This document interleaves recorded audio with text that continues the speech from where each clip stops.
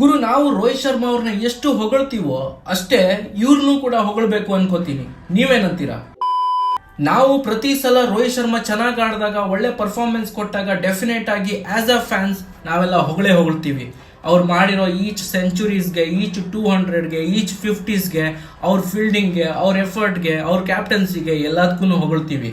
ಅದೇ ರೀತಿ ನಮ್ಮ ಥರನೇ ಒಬ್ಬ ಫ್ಯಾನ್ ಅವ್ರ ಸರೌಂಡಿಂಗ್ ಅಲ್ಲಿ ಒಬ್ರಿದ್ದಾರೆ, ಅದು ಜೈಶಾ.